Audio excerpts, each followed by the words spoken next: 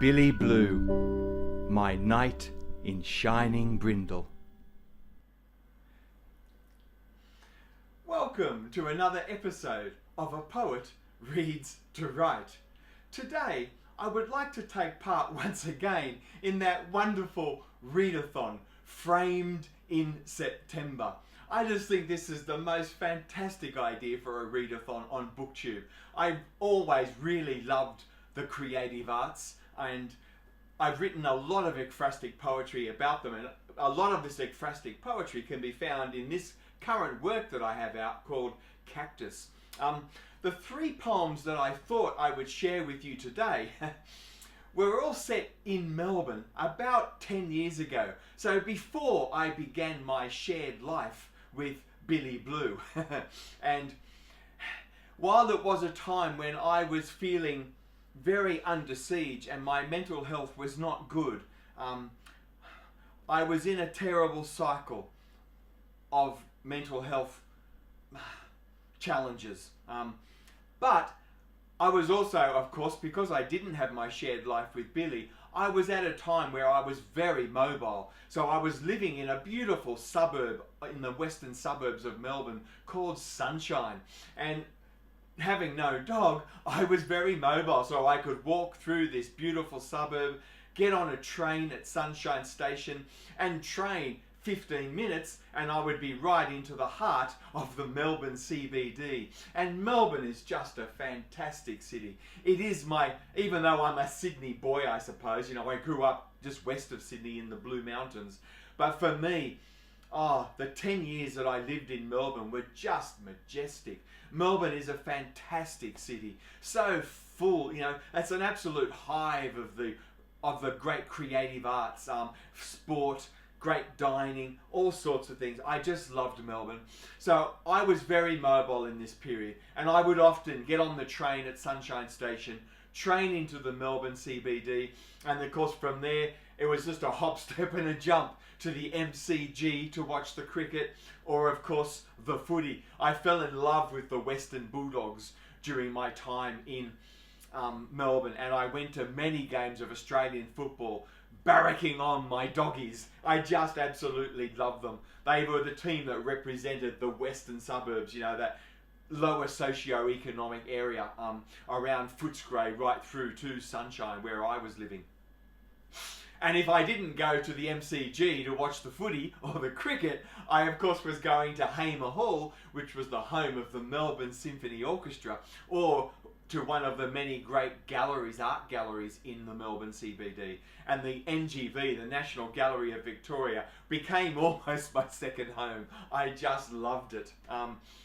So these poems are set about 10 years ago in Melbourne, in this time where I didn't have my Billy. I was very mobile and exploring Melbourne and seeing what was going on. These poems are also quite influenced, as well as being ekphrastic poems. These poems were a little bit influenced by William Carlos Williams and his idea about writing the great poem, a little bit like James Joyce's Ulysses, you know, in a great long epic poem like Paterson, recreating a day in the life of one person as they move through a city. Paterson is that majestic long thing, isn't it? Which is really one of those great waves of modernism that have swept through 20th century poetry.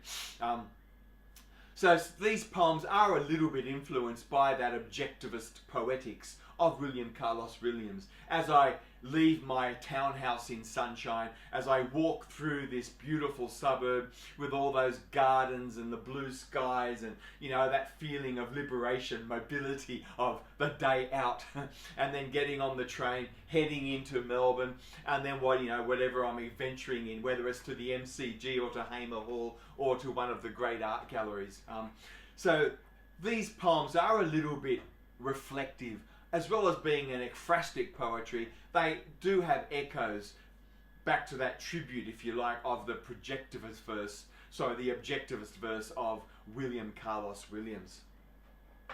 The first poem that I thought I would read to you is a poem called Shout Out.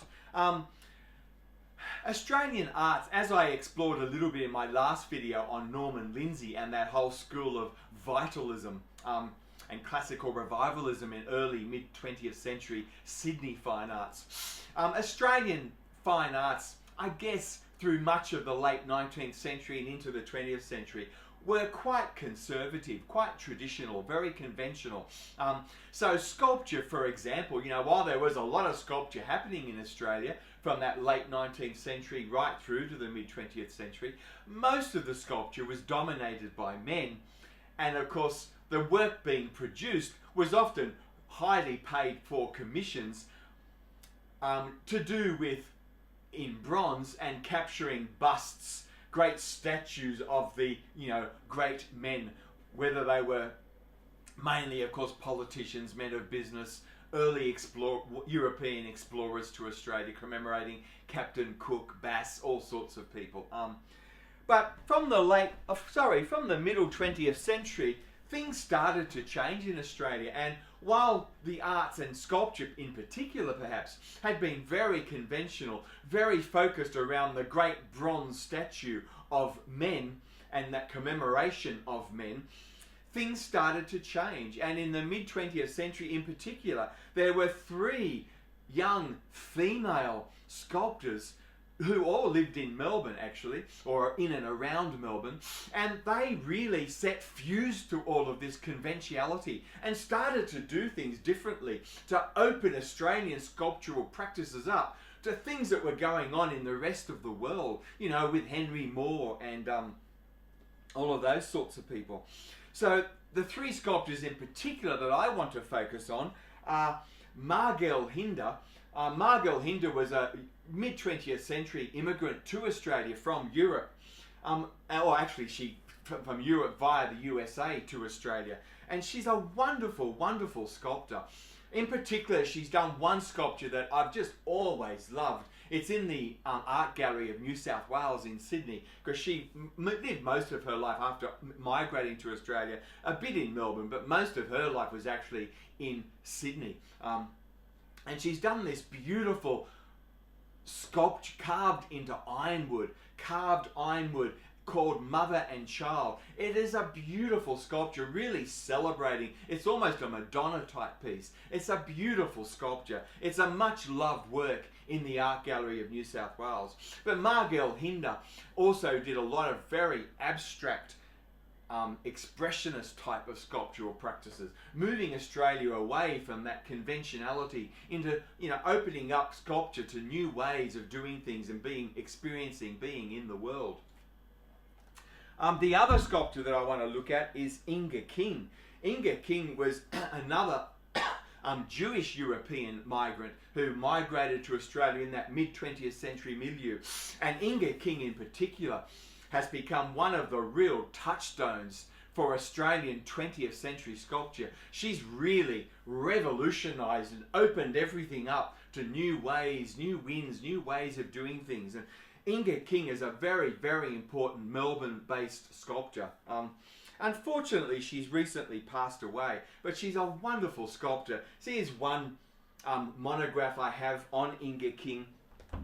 And this is the big one by Sasha Grishin, The Art of Making the Sculptor. This is a beautiful big thing on Inge King, and really looking at her legacy. And Inge King was really famous as well as for doing things in solder and iron and welding. Inge King did a lot of sculptural work, not in bronze actually, but she particularly favoured stainless steel and more modern mediums.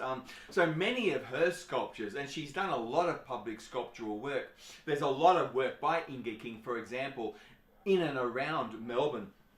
And many of her most famous pieces are in stainless steel. And she did a lot of work, for example, reflecting up to the constellations, to the planets in our solar system. And she was really interesting in not only reflecting on what was going on our planet, but opening things right up. in an astronomical sort of way. So Inge King. And the last sculpture that I want to talk about, another sculptor that lived just out of Melbourne in Victoria, is Norma Redpath. I don't unfortunately have any books on Norma Redpath. Norma Redpath is probably the lesser known of these three women sculptors that I want to look at today. But Norma Redpath also was a beautiful sculpture. I was really lucky. While I was living in Melbourne and was so mobile, the National Gallery of Victoria had an exhibition focused on Norma Redpath, Inge King and Margel Hinder, and really showing the transformative, the revelationary work of these three women sculptors and how they completely changed Australian sculptural practice from the time of that sort of mid-20th century, moving right through to today. So this poem that I'm going to read you now was written, I guess, after I had spent, quite a few days in this particular exhibition on these three women sculptors. So my poem is called Shout Out, and it's to the revolutionary 20th century sculptors Margel Hinder, Inge King and Norma Redpath. Shout out. I am home, out of work, out of friends, besieged though dreaming a day out, thumbing a lift through NGV guides whilst listening to TV news. And in the US, it's midterms, and the Teflon comb-over shouts at Guardian's now stuck his other fish to fry. I hate this imperfect vessel of a damaged God lifting indecency high. As Christians, some, my own family, rally against safe schools. Seeking haven, I surrender to the gravity of a symphony of sorrowful songs, a holy, bowed minimalism, moving stepwise downwards to folk, drone and lament. A soprano's soaring supplication, breaching Gestapo cells, and I wonder, how would Trump handle her?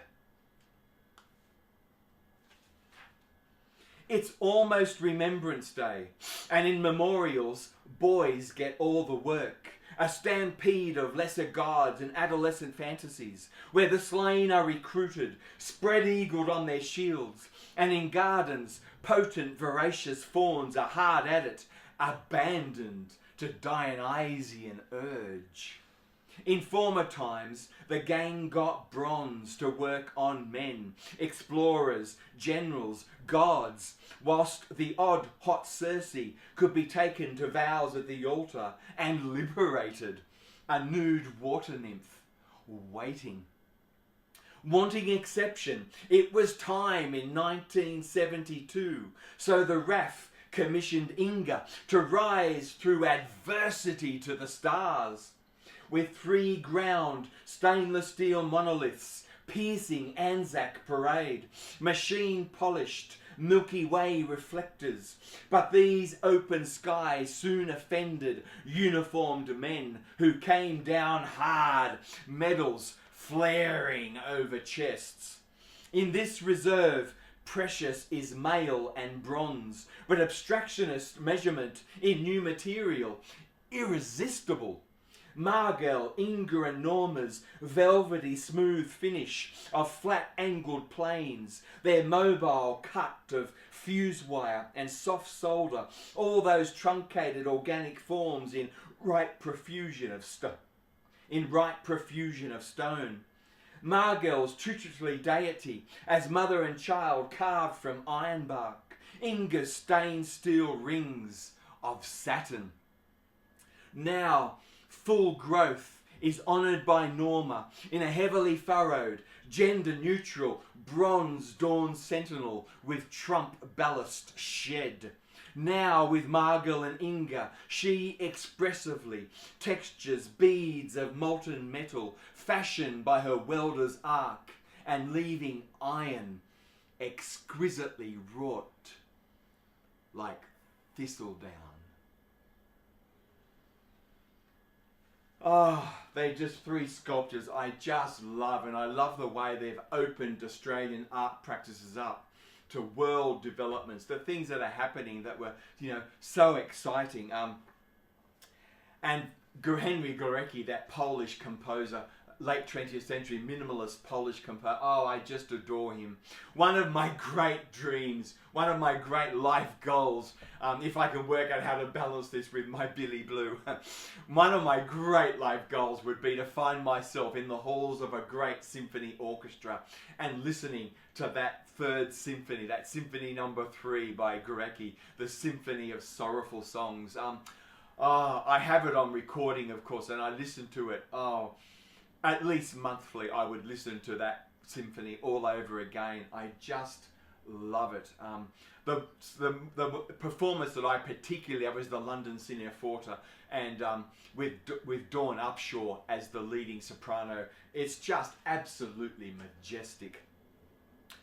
This is a fun poem, Symphony in TARDIS Blue. I love Dvorak, and I particularly love his Ninth Symphony, the New World Symphony. And I love that he left, the Czech Republic for a short time, and he went to the US to research and to think and to actually, compose this symphony in the US and to then conduct the first performance of it. I love what he tried to do with that. The way he showed so much respect to American First Nations people and interviewed them and learnt from them before writing this symphony. And this symphony is a celebration of all of these, things about inclusivity and respect, recognition.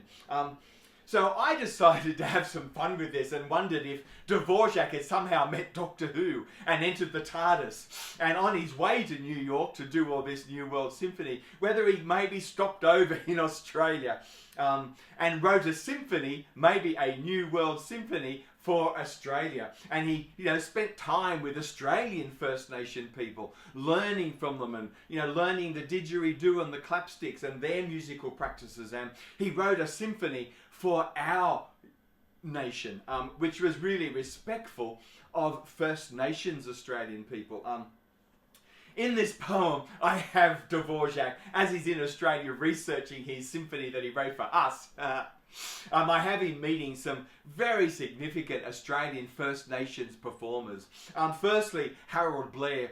Harold Blair was a mid-20th century opera singer, one of the First Nations Australian people to really give themselves to opera and find a niche for their voice. He's a beautiful singer.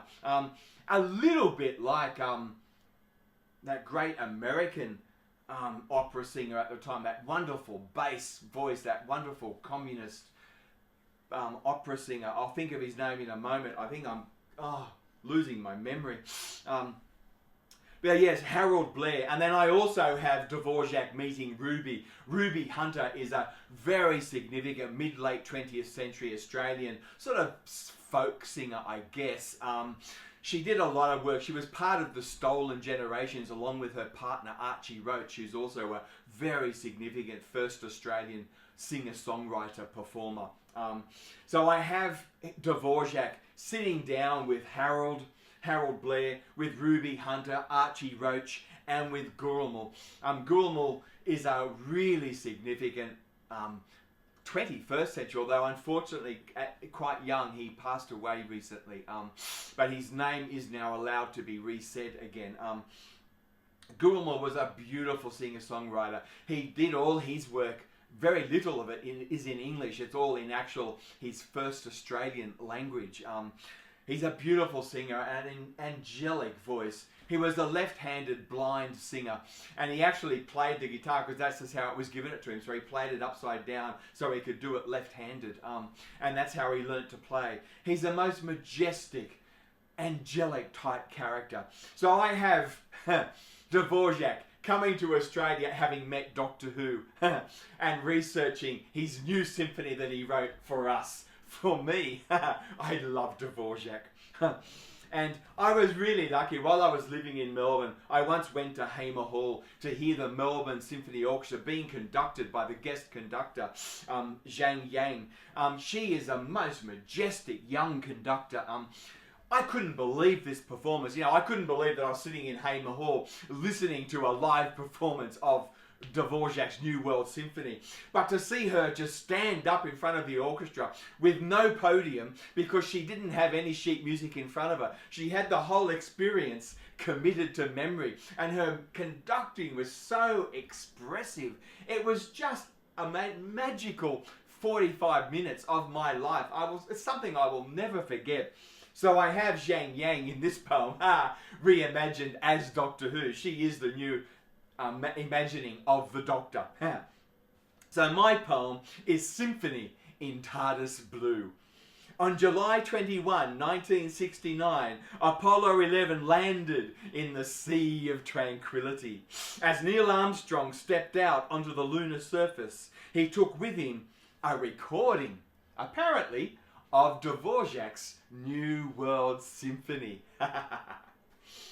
Symphony in TARDIS Blue. Before the mercilessly spiteful steamship of state, packed with an army of cloned robot wasps and hurtling into a black hole, Zhang Yang, regenerated as the Doctor, exchanged her sonic screwdriver, which was so 20th century, for a baton that charmed beginnings, the melancholy gesture of violas, a little agitated section from woodwinds and haunting cellos, before the startling riposte of timpani signalled a restless journey into time and space. At once removed by an octave, double basses bowed with bass clarinets and cor angelis to clear centre stage for the graveness of clapsticks and a didgeridoos droning stomp defiance. Before the ominous interruption of trombone and horn, a marching, pitiless fanfare in robotic shells, the recycled themes of heartbreak bitterly lingering through a manifesto's 4 movements. Dvorak had been warned against black armband melody. There was, he had been told, tragic majesty in salt pans and arid hearts, a biodiverse paradox of recycling in impoverishment and fire. But Dvorak had heard the first people, heralds, soulful echoes of darker memories in the cane fields. And he had wept at Ruby's gravelly goodness down city streets. Thus he was compelled to dream a symphonic bulletin washed in that blind river song, Gurumul. Such angelic clarity sent packing. So Zhang Yang coaxed, dipped and soared as from her baton came propulsive resistance to a command culture's mass-cloned pietism, and formidable purity was uncovered with vast expressive charge. Dvorak scored history in melodies, and while once his scrawled moniker met with such thunderous applause that he bowed in his box like a king, here the sham of pepper pots was a cramped and sweaty contamination intolerance, prosecuted in a doctor's opening night sleight of hand. And I will end with this poem. This is a poem called Spring Symphony. It was dedicated to my daughter Kaiman, who took me to the planets. A train, our preferred carriage. I don't like flying. After Gustave Holst and the Hammersmith Socialist Choir. People forget with Gustave Holst, you know, he was madly in love with William Morris. He read News from Nowhere over and over and over again, Morris's Communist Utopia. You know, Gustave Holst, as well as being a fantastic composer, he was a very committed communist. And as a young man, he spent many weekends on his bike with his trombone, going from parade to parade, playing the trombone as, you know, communist peakers would get up onto their soapbox and talk to the working class, trying to mobilise for the revolution. Gustave Holst, like William Morris before him, was a very committed communist right to the end of his life. A quite utopian, idealistic communist. I just love that about Gustave Holst. You know, Dvorak as well was so committed to social justice. So yes, all of these things are in this poem that I have today for Gustave Holst. Spring Symphony. So now she takes me by the hand, leading me out the door to ramble into sunshine. Every garden bed blooms, oranges, mauves and pinks, while lawns are studded with soursop yellows and the dandelions airy white globes. Nature strips are an upright haunt of flowering gums, paper barks and clemstemons, while casuarinas are encased in deeply furrowed, dark, hard bark, with canopies of wire-like foliage and inflorescences grouped in whorls, forming short, cylindrical spikes. Such a harvest of seed and honey-eaters, and above it all, a tullamarine flight path and daylight moon. Such a harvest of seed and honey-eaters, and above it all, a tullamarine flight path and daylight moon. Exiting the station early, we crossed the Yarra for more gardens, a picturesque land where purple pea has been cast a lifeline in the ark, and we are free. She takes me to bronzed pathfinders, where a male nude is a hammer thrower in action, while a female nude is still a reclining water nymph, waiting. But her impatience subsides into childhood at Genie, a kitten fantasy where delight has wings and other children now climb and play. At Hamer Hall, we ride escalators down to glittering sunken walls where anticipation is a crystal, pulse and flicker. Seated in this concert hall, my back is that little bit straighter in my vintage Footscray Guernsey, because to soar with Holst was once a hymn for the Hammersmith Socialist Choir, where this have I done for my true love, while sacraments were the kneeling red vicar as Christ militant, swinging in the bell tower, remember the victims of the bleak midwinter. Holst ached for redemption, calling workers to arms, orchestrating brass bands and socialism with his trombone from a bicycle saddle. In this concert, a movement of bodies is a symphonic haunting of us all. Though Mars is a storm where chromatic major triads sprawl across staccato, and the slow heave of bassoon and horn is a defeat in growing menace, but Venus is peaceful, resigned nostalgia, sighing with relief as Neptune's wordless and offstage female chorus recedes to eternal silence. And in memory of Jupiter's jollity, I am in tears, bustling currents of shifting stress, adjusting a hitched up spirit, once again held in a daughter's hands. Oh, I am one much loved and cherished man. I'm very, very lucky. I have 4 adult children. Oh, I couldn't believe that day when I was sitting in Hamer Hall getting ready to listen to my first live performance of the Planet Suite. Oh, it's always been one of my favourite pieces of classical music. I'm quite addicted to Holst. I really am. And the fact that, you know, he was such a committed communist, oh, it just makes all the fun even greater for me. I just love Holst and Dvorak and Gorecki and, of course, the sculptures of Margel Hinder, Inge King and Norma Redpath. This whole read-a-thon, framed in September, has been such joy. I've loved going on BookTube and watching everyone else's video contributions to this read-a-thon, and I'm really excited that I'm now just doing my second contribution to the read-a-thon myself. I think Framed in September is a fantastic idea. It's so exciting, and I really hope it continues again next year. So this is my second contribution to Framed in September. Thank you for stopping by. I hope you have a great coming weekend, and I hope to see you again soon. Thank you, and bye for now.